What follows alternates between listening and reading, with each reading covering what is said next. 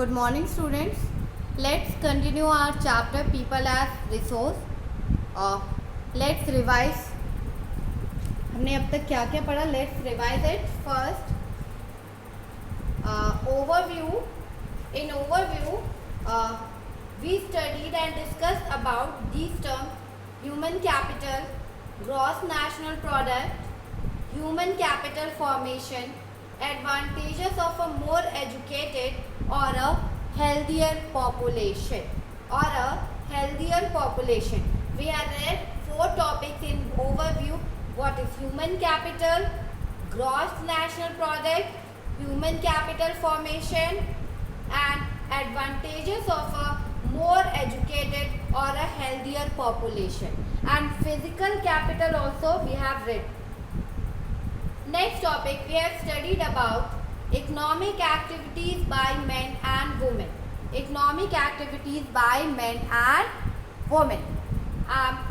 Economic activities are development and wealth producing activities. It creates economic and financial gain by producing goods and services and adds value to the national income add values to the national income. Then sectors under economic activities. Sectors under economic activities. First, we have read a primary sector, second secondary sector, and the third is tertiary sector. And economic activities are the development, and by economic activities we get income, financial gains for producing goods and services. And it divided into 3 sectors: primary, secondary, and tertiary. Primary sector, it is also known as agriculture sector. It is also known as agriculture sector. This sector considers directly using of natural resources. Primary sector is also known as agriculture sector. This sector considers directly using of natural resources. This sector includes agriculture, forestry, animal husbandry, fishing, poultry farming, and mining and quarrying. Second, secondary sector. It is also known as manufacturing sector. This sector considers manufacturing of goods. ये sector manufacturing of goods this consider. And जो primary sector से हमें raw materials मिलते हैं वो हम manufacture करते हैं in secondary sectors. Third, tertiary sector. This sector provide services. ये सेक्टर हमें प्रोवाइड करती हैं services. This sector includes trade, transport, communication, banking, education, health, tourism, services, insurance. 2 parts of economic activities. These are the 3 sectors. Further, we divided economic activities in 2 parts. That is market activities and non-market activities.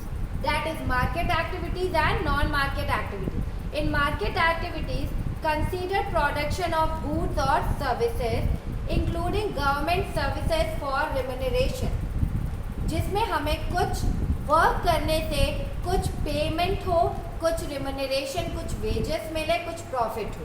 That's a market activities. And in non market activities it is considered for self consumption. Non market activities considered production of goods और services for self production. Works performed under economic activities.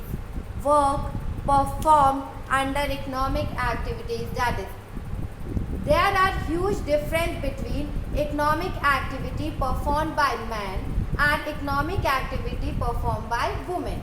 There are huge difference between economic activity performed by men and economic activity performed by women.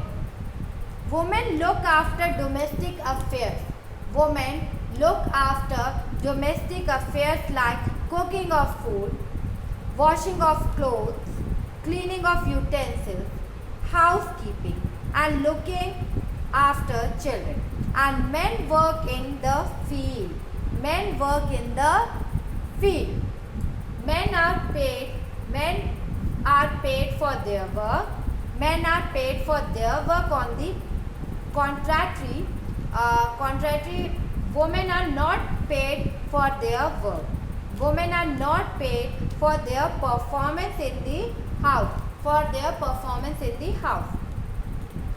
The work done by men is recognized in the national income. जो work main करते हैं उसके लिए उन्हें income मिलती है और वो नेशनल इनकम में ऐड होती है. बट जो वुमेन परफॉर्म करती है डोमेस्टिक वर्क कर घर के वर्क्स करके, वो नेशनल इनकम में ऐड नहीं होती. उसके लिए उसको कोई इनकम नहीं दी जाती है. Is not recognized in national income.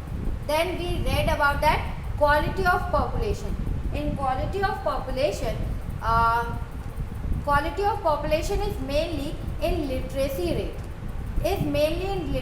Quality of population depend करता है literacy rate पे और health of the population पे. Literacy rate and health of the population. Literate and healthy population are asset of a country. जो literate persons होंगे and literate और healthy persons होंगे are asset for a country. वो asset है हमारी country के लिए. वो एसेट होते हैं हमारी कंट्रीज के लिए. That first education. We have discussed about education and quality of population. That education is the process of learning. Education is the process of learning for acquisition of knowledge. Education एक process है learning का for acquisition. कुछ चीज़ें सीखा जाता है. Acquisition of knowledge को acquisition किया जाता है. It is an important input for growth of a person. ये बहुत इम्पॉर्टेंट है कि हम नॉलेज को एक्वायर करें और हम इससे it is important input for growth of a person. ये बहुत हमारी ग्रोथ के लिए बहुत इम्पॉर्टेंट है education. Second point we have studied development of a country is basically depend on literacy rate.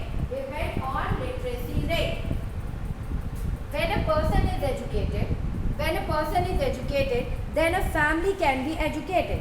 When a person is educated, then a family can be educated. After that, society can be educated. And hence, literacy rate of the country can increase.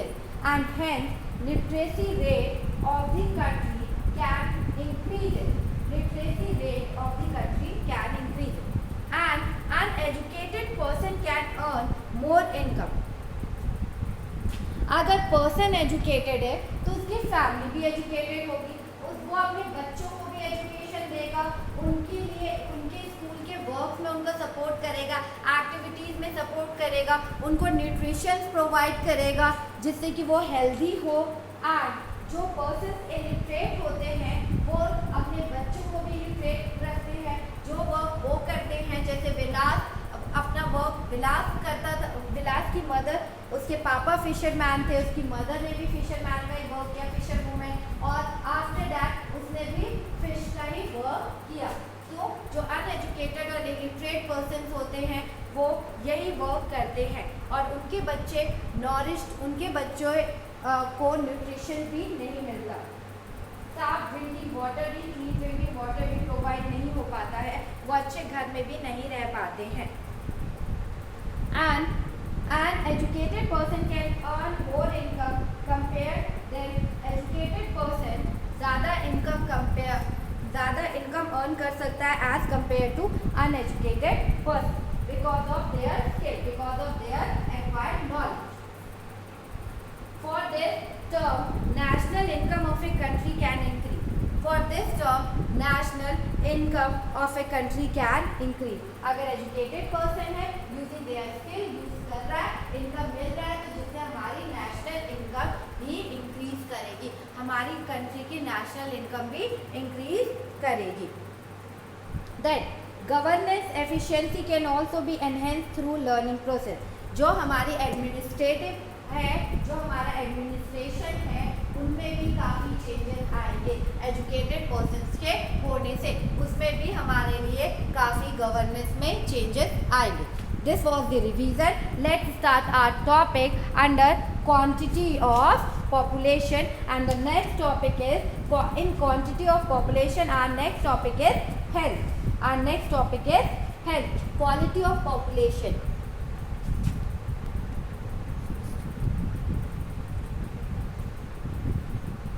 Let's start our topic health.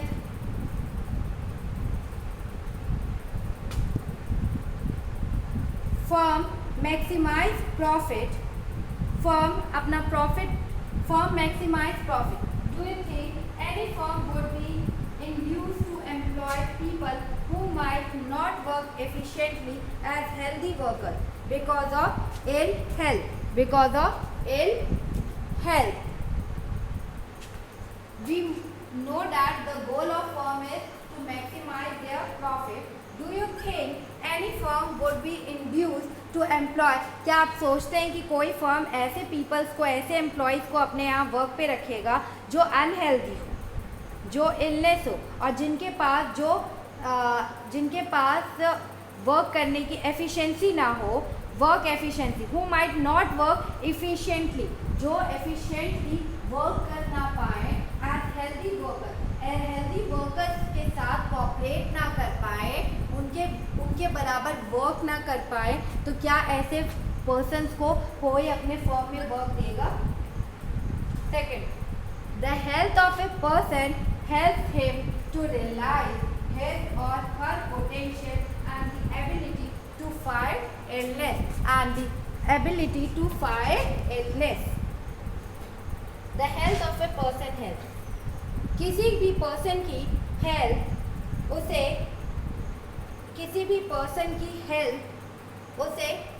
Helps him to realize his or her potential, उसे उसकी potential और ability इतनी उसकी healthy, अगर वो उसकी realize his or her potential and her ability to fight illness, अगर उसकी जो पोटेंशियल होगी वही उससे इलनेस से लड़ पाएगी, बीमारियों से लड़ने में ताकत देगी. उसका हेल्थी है जो बीमारियों से लड़ सकता है.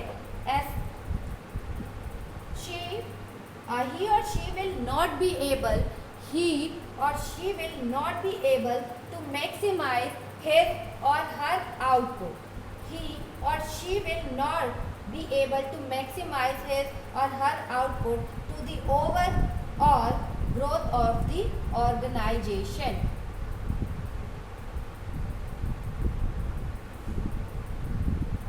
If the person is unhealthy, so he or she will not be able to maximize output to the overall growth of the organization. अगर आप हेल्दी है तो आप मैक्सिमाइज कर सकते हैं ग्रोथ ऑफ द ऑर्गेनाइजेशन के, but output of the overall growth of the organization. But अगर आप अनहेल्दी हैं तो आप output of the overall growth of the organization को नहीं आउटपुट दे सकते, उतना मैक्सिमाइज नहीं कर सकते. Second, indeed health is an indispensable basis for realizing one's well-being. Indeed ये ज़रूरी है. Indeed you can say वास्तव में, स्वास्थ्य means health is an indispensable basis for realizing one's well-being. ये एक इंडिस्पेंसिबल बेसिस है, ये एक दूसरे पे डिस्पेंसिबल बेसिस है रियलाइजिंग, अपने आप को हेल्दी रखने के लिए. इस henceforth improvement in the health status of the population has been the priority of the country. जो इम्प्रूवमेंट ऑफ हेल्थ स्टेटस है हमारी पॉपुलेशन का, वो प्रियोरिटी होनी चाहिए हमारी कंट्री में।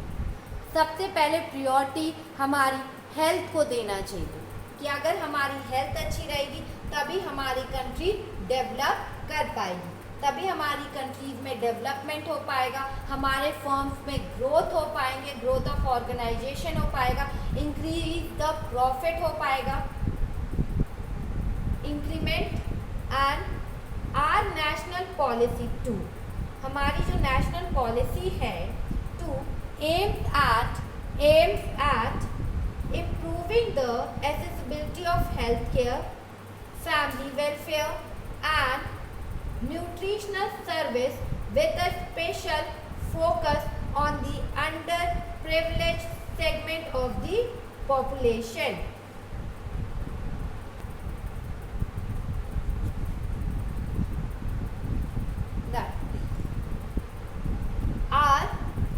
नेशनल पॉलिसी टू, हमारी नेशनल पॉलिसी भी यही चाहते हैं, हमारी नेशनल पॉलिसीज में कहा गया है एम्स है at improving the accessibility of health care में उनकी फैसिलिटी, हेल्थ केयर की जाए, उनको फैसिलिटीज़ प्रोवाइड की जाए और उनको क्लीन ड्रिंकिंग वाटर प्रोवाइड किए जाए, उनको हॉस्पिटल्स और लो कॉस्ट में हॉस्पिटल, गवर्नमेंट हॉस्पिटल्स की सुविधाएं दी जाए। फैमिली वेलफेयर को भी एक्सप्लेन किया जाए कि कैसे फैमिली प्लानिंग की जाए, उनकी फैमिली कहाँ रहेगी, क्लीन प्लेसेस उनको बताया जाए कि कैसे साफ रहना चाहिए लाइक, एंड न्यूट्रिशनल सर्विसेज भी उन्हें प्रोवाइड की जाए। न्यूट्रिशनल सर्विसेज दैट जो जैसे जो लोग होते हैं जो अनएजुकेटेड होते हैं, उनकी उतनी इनकम नहीं होती जिससे कि वो जितना उन्हें उस एज में न्यूट्रिशंस मिलना चाहिए उन्हें न्यूट्रिशंस नहीं मिल पाता। तो जो हमारी नेशनल पॉलिसी है वो न्यूट्रिशनल सर्विसेज प्रोवाइड करे और under you can say under privilege segment of population को हमें ये तीनों चीज़ प्रोवाइड करनी चाहिए। Over the last 5 decades में India has built a vast health infrastructure. India ने vast health structure बनाया है and has also developed the manpower required at primary, secondary and tertiary sector in government as well as in the private sector. जो India है, India ने 5 decades में government and private sector, government ने भी infrastructure, health infrastructure को बनाया है और प्राइवेट सेक्टर्स ने भी काफ़ी ओपन किए हैं अपने हॉस्पिटल। एंड ये दे और हमारे जो सेक्टर्स हैं like primary sector, secondary sector and tertiary sector in government, इनको भी डेवलप किया गया है और इसमें काफ़ी मैन पावर्स वर्क कर रहे हैं in primary sector, in secondary sector and in tertiary sector. Primary sector agriculture related and natural resources and secondary sector you can say manufacturing and tertiary sector is service provider as well as private sector और government sector दोनों ने ही इस पे बहुत work किया है primary, secondary और health structure पर।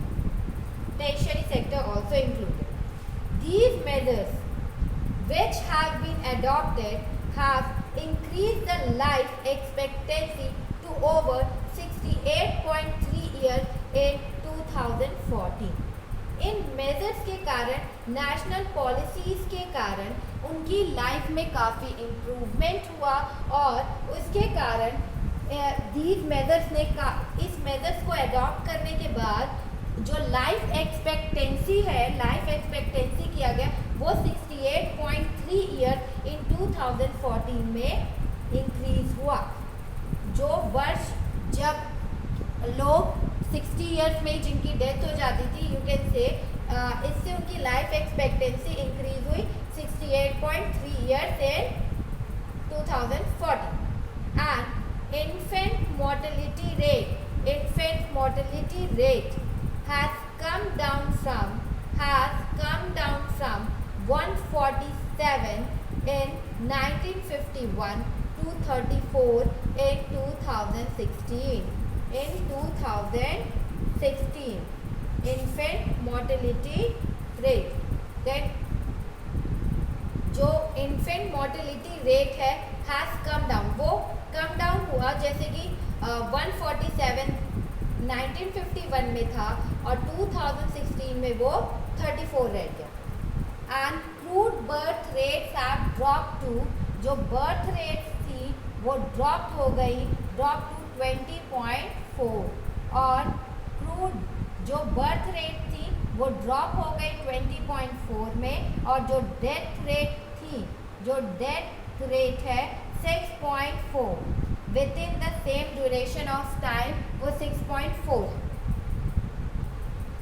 But increase in life expectancy and improvement in child care are useful in assessing the future progress of the country। जो लाइफ एक्सपेक्टेंसी इंक्रीज कर रही है और जो इम्प्रूवमेंट चाइल्ड केयर है वो बहुत हमारे फ्यूचर के प्रोग्रेस के लिए इम्पॉर्टेंट है। इंक्रीजिंग लॉन्गेविटी ऑफ लाइफ, जो इंक्रीज हमारा लाइफ एक्सपेक्टेंसी हो रहा है is an indicator of good quality of life marked by self confidence. ये हमें self confidence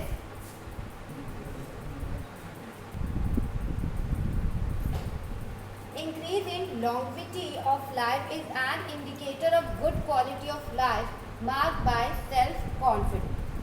Reduction in infant mortality involves the protection of children from infection। infant mortality rate में reduction होने के कारण involve the protection of children from infection, protection कर सकते हैं children from infection, ensuring the nutrition of both the mother and the child care। Child care में हम both the mother और चिल्ड्रन की देख रेख कर सकते हैं, जिसके कारण हमारा जो इन्फेंट मोर्टेलिटी रेट है वो घटता है। अगर हम चाइल्ड केयर करें, मदर को प्रोटेक्शन दें, चिल्ड्रन को प्रोटेक्शन दें, न्यूट्रिशंस प्रोवाइड करें, तो हमारा इन्फेंट मोर्टेलिटी रेट डिक्रीज होता है। Then what is infant mortality rate? The question arises, what is infant mortality rate? Infant mortality rate is the death of a child below 1 year of age। infant mortality rate वो है जो बच्चे मरते हैं 1 साल से पहले, below 1 year of age, below 1 year of age। Second, below 1 year of age जो बच्चे की डेथ हो जाती है, that is infant mortality rate. Second, what is birth rate? Birth rate is the number of babies born for every 1000 people during a particular period of time। birth rate means during a particular period of time, number of babies born per 1000, number of babies born for every 1000 people।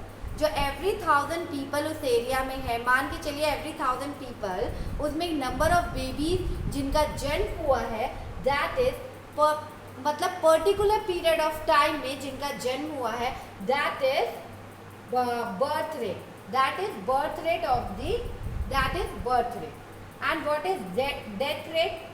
Death rate is the number of people, is the number of people पर 1000, is the number of people per 1000 who die during a particular period of time, during a particular period of time per 1000 people में जितने बच्चों की death हुई है, that is death rate। और per 1000 people में जितने बच्चों का जन्म हुआ है, that is birth rate during a particular period of time। and infant mortality rate is the death of a child below the 1 year of age, death of a child below the 1 year of age।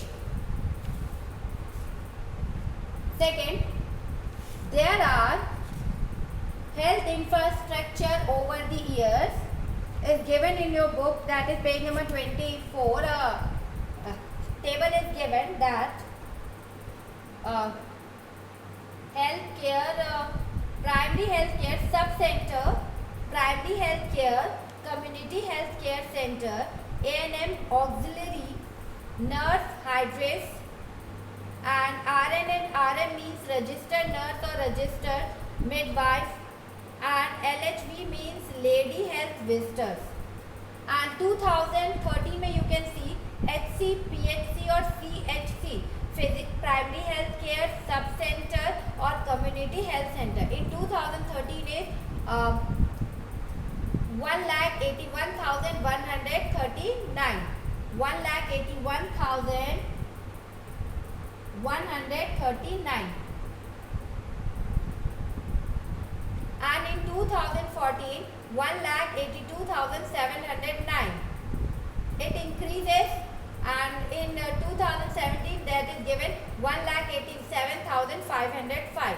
And dispensaries and hospitals are also increases 29,274 to in 2017 31,641. Beds in government also changed. 6,28,708 beds in 2013, and in 2017 7,10,761 beds are there. Registered doctor in medical council, 45,106 are registered doctors in medical councils in 2013, and in 2017 it decreases, that is 17,982. And nursing person 23,44,241, and it increases 28,78,182. But registered doctor in medical council decreases by 45,000 to 17,000 in 2017. And there are many places in India which do not have even these basic facilities.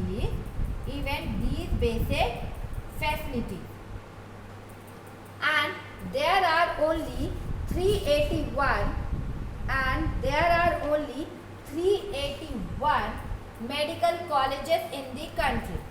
There are only 381 medical colleges in the country and 301 dental colleges in the country. We have studied infant mortality rate, birth rate, death rate, and registered doctor in medical council decreases. In 2013 registered doctor, that is 45,106, but in 2017 it decreases and it is 17,982. And you can say there are many places in India which do not even have these basic facilities. There are only 381 medical colleges and 301 dental colleges. 381 medical colleges are there and 301 dental colleges. Just four states like Andhra Pradesh, Karnataka, Maharashtra and Tamil Nadu have the maximum number of colleges. Andhra Pradesh, Karnataka, Maharashtra and Tamil Nadu have the maximum number of colleges. Unemployment. Our next topic is unemployment. Let's revise our health topic. An unhealthy person is burden for a country in terms of economics, right? Unhealthy person is a burden for a country in terms of economics. अगर हम economics के terms में देखें तो unhealthy person burden है country पे. और healthy mind create healthy environment. Healthy mind create healthy environment.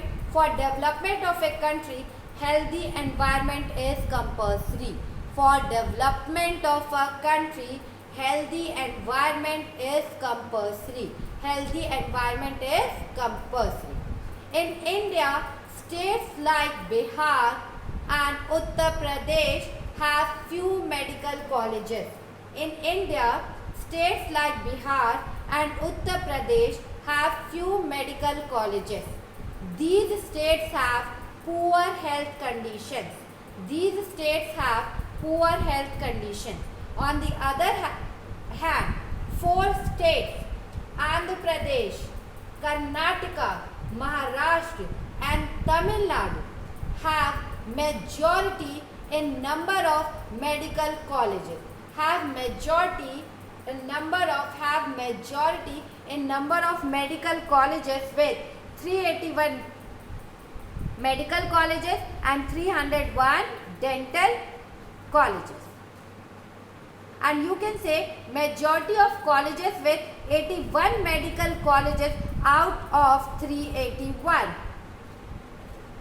In India, infant mortality rate. And what is infant mortality rate? Infant mortality rate is the death of a child below 1 year of age.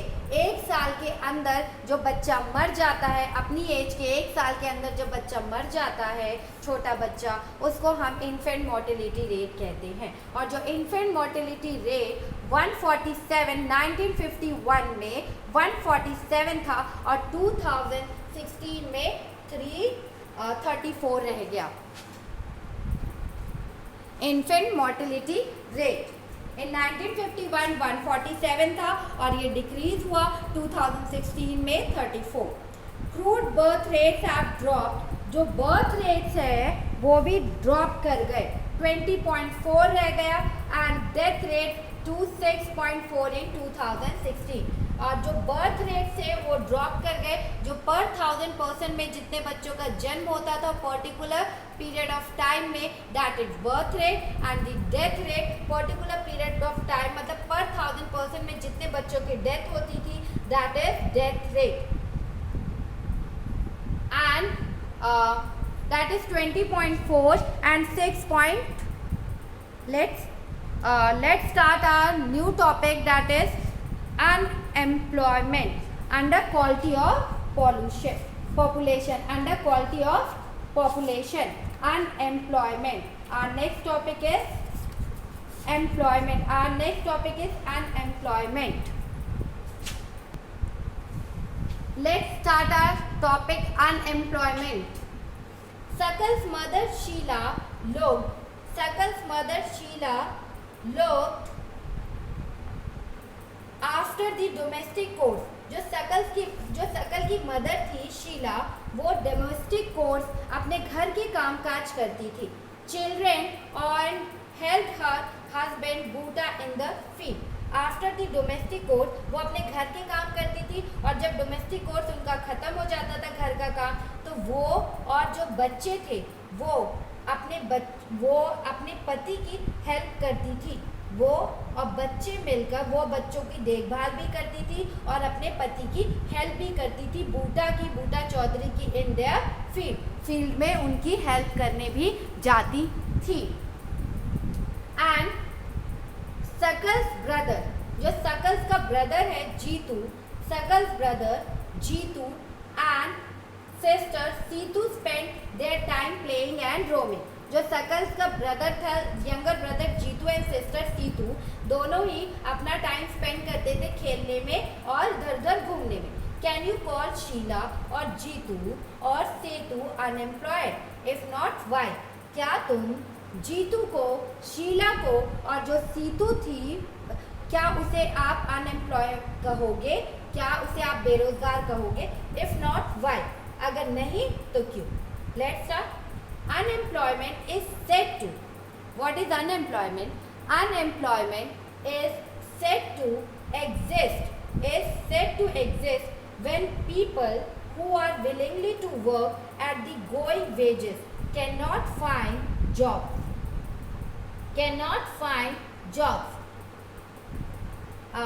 Unemployment is said to exist when people who are willingly to work, वो काम करना चाहते हैं at the going wages, कोई भी wages हो, they willingly to work, उनकी इच्छा है वो काम करना चाहते हैं, but they cannot find any job, लेकिन उन्हें कोई जॉब फाइंड नहीं होती है. वो जॉब तो करना चाहते हैं एनी वेजेस पे, कोई भी at the going wages but can not find job, लेकिन उन्हें कोई जॉब नहीं मिलती, that's a unemployment. Sheela is not interested in working outside, but in case of Sheela is not interested in working outside. उसे कोई interest नहीं था वर्किंग आउटसाइड में कोई काम करना. हर डोमेस्टिक डोमेन में ही वो खुश थी, अपने घर के काम करने में ही वो खुश थी. And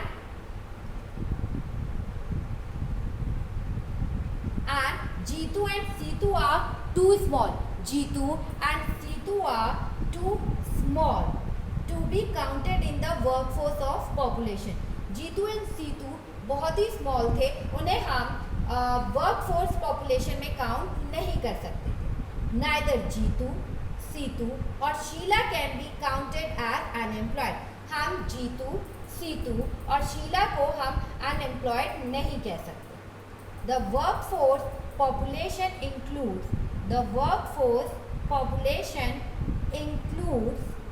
people from 15 years to 59 years. 15 years to 59 years. Workforce population includes people from 15 years to 59. जो वर्कफोर्स की पॉपुलेशन है उसको हमने 15 साल से 59 ईयर्स पॉपुलेशन को 15 ईयर्स से 59 ईयर्स तक रखा है. और जीतू और सीतू तो बहुत यंग थे, अभी बहुत छोटे. Sakal's brother and sister do not fall within this age group. Sakal's brother Jeetu और सीतू इस एज ग्रुप में नहीं थे, so they can not be called, हम उन्हें अनएम्प्लॉयमेंट नहीं कह सकते. Sakal's mother Sheela work for the family. जो सकल की मदर थी शीला, वो वर्क करती थी फैमिली के लिए. She is not willingly to work outside. उसकी कोई इच्छा नहीं थी कि वो घर के बाहर जाके काम करे. उसे for her domestic domain for payment. She is not willingly to work outside her domestic domain for payment. उसकी कोई इच्छा नहीं थी कि वो बाहर जाके कोई भी काम करे और कुछ उसे इनकम हो, उसके लिए कोई इच्छा नहीं. That Sakal mother Sheela work for the family. उसकी mummy work for the family ही उसका काम करती थी. And she too can not be called, और उनको भी हम अनएम्प्लॉयड नहीं कह सकते. अपने घर के काम करने के लिए हम अपने घर का जो काम करते हैं उससे हम ये नहीं कह सकते कि हम अनएम्प्लॉयड हैं, क्योंकि उनकी कोई इच्छा नहीं थी कि वो बाहर जाके वर्क करें. That not willingly to work. And Sakal's grandparents, although not mentioned in the story, cannot be called unemployed. Sakal की grandparents के बारे में स्टोरी में